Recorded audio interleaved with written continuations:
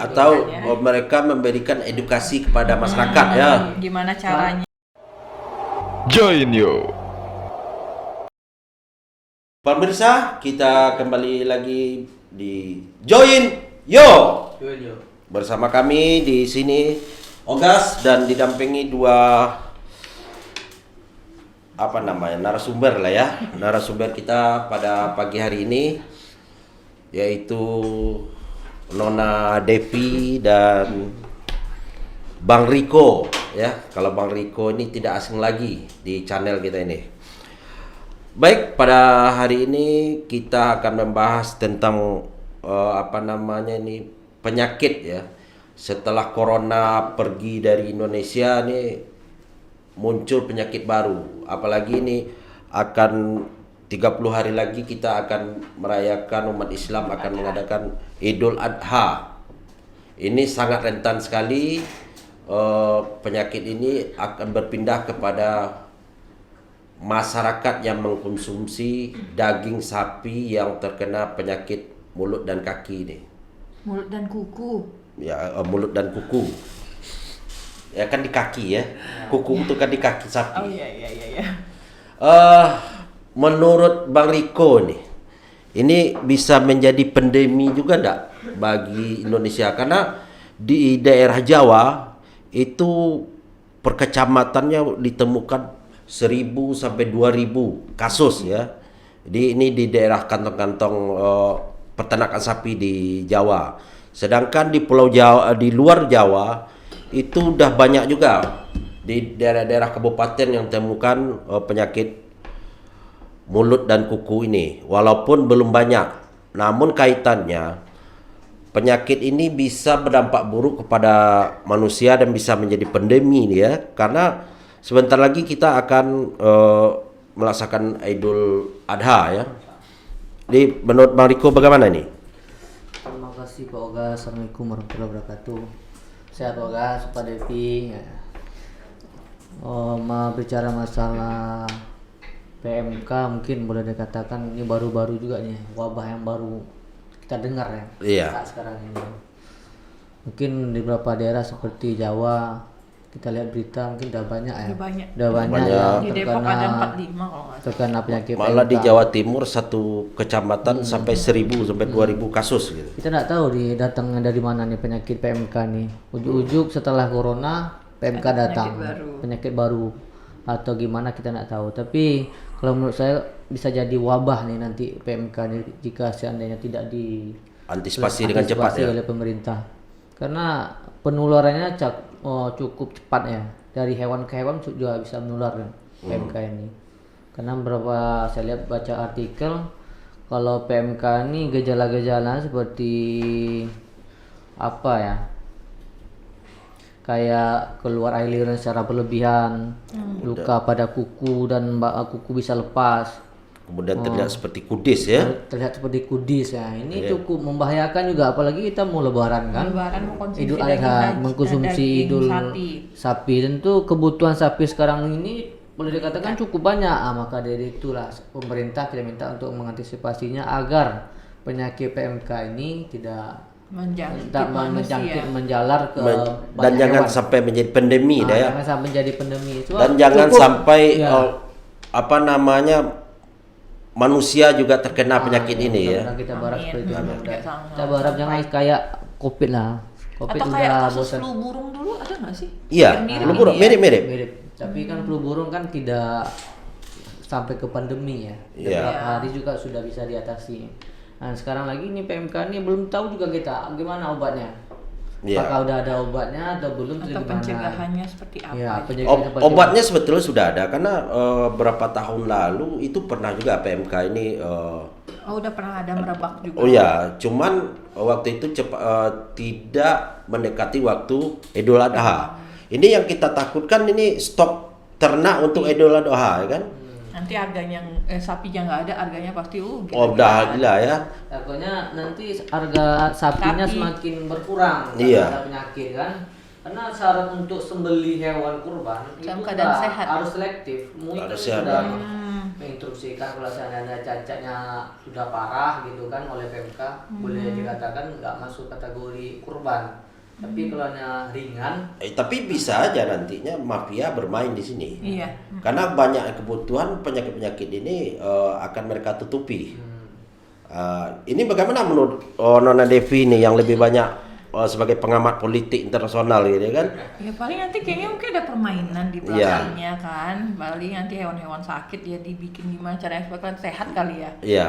Terus dijual ke masyarakat yang takutkan ya nanti itu ada resiko kesehatannya aja sih. Pasti ada kan, karena kan kita mengkonsumsi daging yang nggak sehat. Yang nggak boleh dikonsumsi tapi dimakan manusia pasti ada efek sampingnya. Nah itu yang takutnya nanti dimainkan sama mafia. Jadi gitu. seharusnya ini menjadi perhatian khusus seperti pemerintah memperhatikan dan dari dinas COVID kesehatan kemarin ya. Juga, dan dari dinas kesehatan juga kan harusnya. Bukan dinas apa nama peternakan. Oh ya maksudnya dari dinas peternakan juga harusnya lebih cepat misalnya isolasi atau apa gitu cara. Jadi selain masalah kelangkaan sapi nantinya juga kesulitan bagi daerah-daerah yang tidak memiliki ternak sapi sedangkan kebutuhan kurban sama. Ini ada beberapa daerah kemarin saya baca itu seperti daerah kepulauan, mereka kan tidak memiliki ternak sapi. Mereka sudah kesulitan untuk mengimpor sapi dari daerah lain. Biasa sapi ini kan kalau di Sumatera tuh Lampung, Palembang, Sumbar gitu kan. Mereka kesulitan karena dengan adanya ini penyakit ini akan menjadi suatu masalah juga ini. Jadi kita berharap nanti pemerintah betul-betul bekerja ekstra ya agar kebutuhan ternak untuk kurban ini semakin bisa dipenuhi, tetapi tidak menyebarkan penyakit ini kepada manusia. Iya, benar. Kalau menurut Devi ini, kalau ini sempat diidap manusia gimana nih? Ya nggak tahu juga sih Pak nanti efeknya apa ya kan? Manusia bisa ada efek. Ya takutnya kita kan nggak tahu. Iya bisa. Penelitian. Ya seperti penyakit kuku dan mulut. Ya, bisa jadi kita ngalamin kayak yang sapinya juga kali. Iya bisa jadi. Lepas atau karena kan pasti ada lah. Ya, ini kan jamur nih ya. Jamur. Jadi kalau sempat daging itu dimakan oleh manusia itu bisa berefek juga kepada manusia. Berarti mulutnya juga berkudis, bisa mengeluarkan cairan berlebihan. Kemudian kita khawatirkan sekarang ini kan mulai lebaran kan masih lama. Ya. Sebulan lagi ya. Di rumah potong hewan nih. Apakah lolos seleksi kesehatan atau tidak? Kalau karena kita di pasar kita hanya membeli dagingnya doang. Permasalahannya begini, daging kurban sapi untuk kurban ini nanti penyeleksiannya kesehatannya kan orang ini datang ke dinas. Bukan, misal ke masjid ke dinas kesehatan nih ya, datang. Itu ini yang menjadi permasalahan nanti. Kalau di rumah potong hewan jelas dokternya ada di sana. Pengawasannya ketat. Cuman kan kalau yang kurban di masjid, di surau atau musola gitu kan, mereka kan ada panitianya, mereka beli. Ini apakah akan didatangi satu persatu oleh? Nggak mungkin juga kan sebanyak itu. Kalau kita berharap itu kan masyarakat kan masih awam. Gimana gejala-gejala PMK ini kan masyarakat masih awam.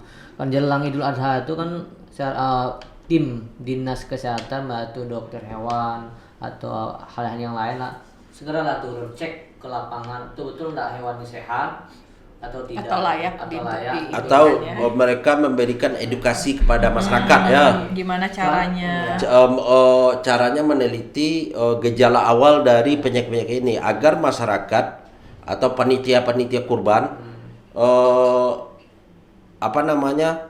dapat mendeteksi awal.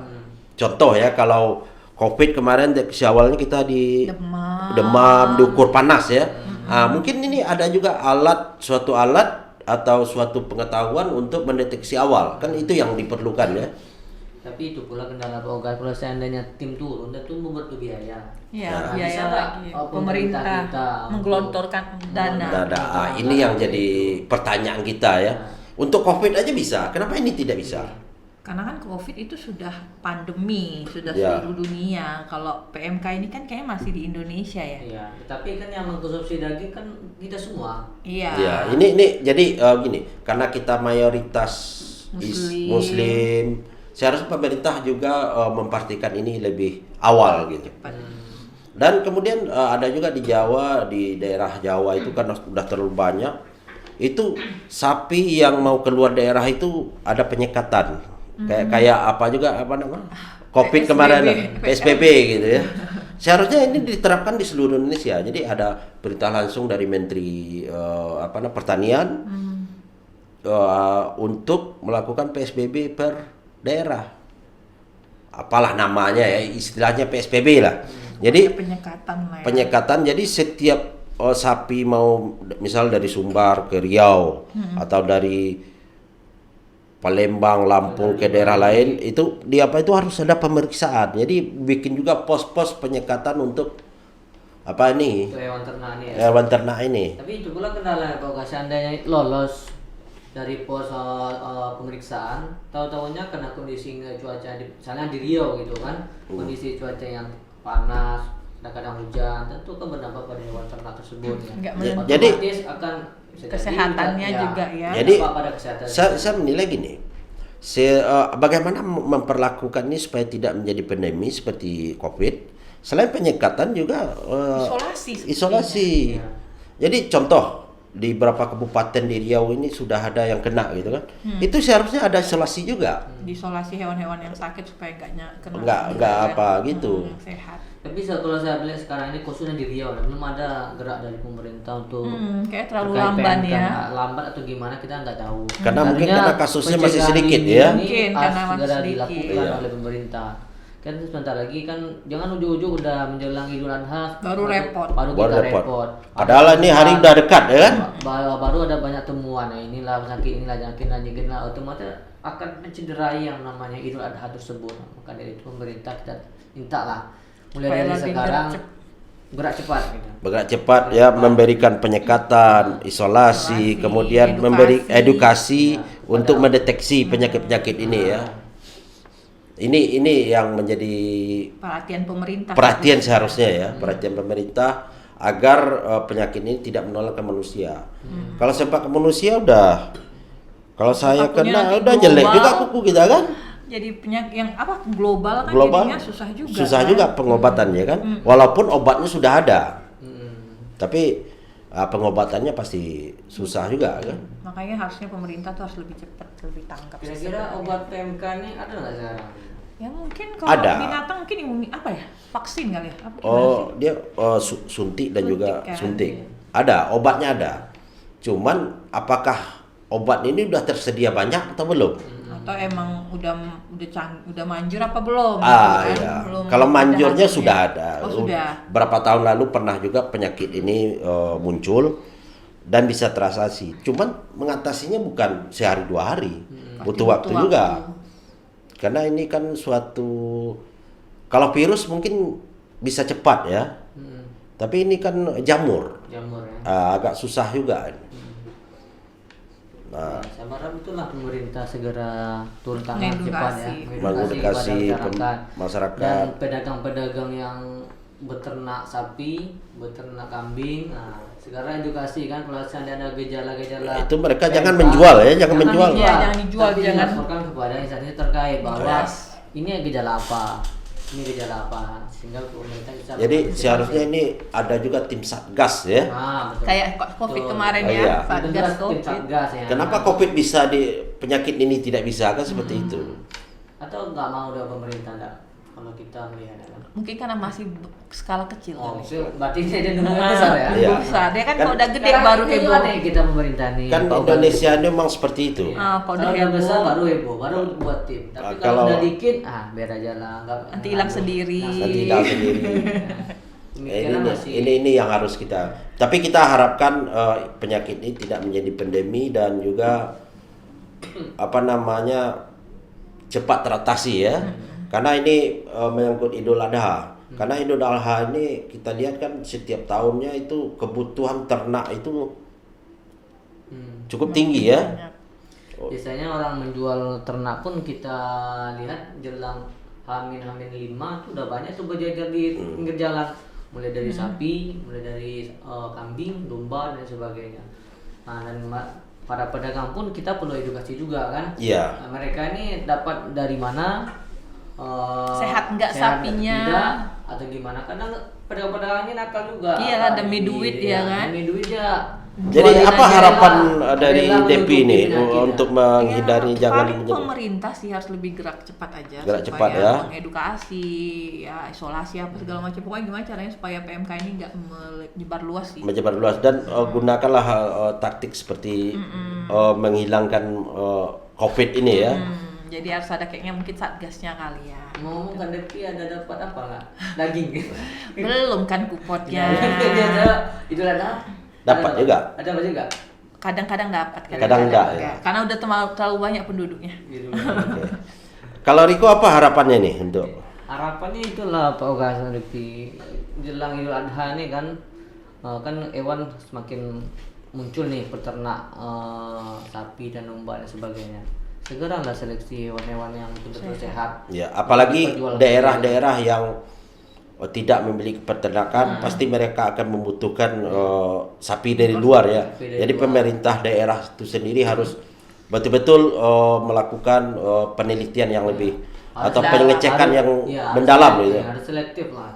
Dan kepada pedagang harus jujur jika benar itu Penyakitan jangan penyakitan dijual. jangan dijual karena kalau dapat yang pedagang-pedagang gitu disanksi. Ya, ada sanksi dari Terus mereka pemerintah. dapat ganti rugi Iya. kali Iya. ya. Oke. Gitu. Mungkin itu aja perbincangan kita pagi hari ini. Semoga bermanfaat bagi kita dan kami ucapkan terima kasih. Assalamualaikum warahmatullahi wabarakatuh. Join, yo. Join yo.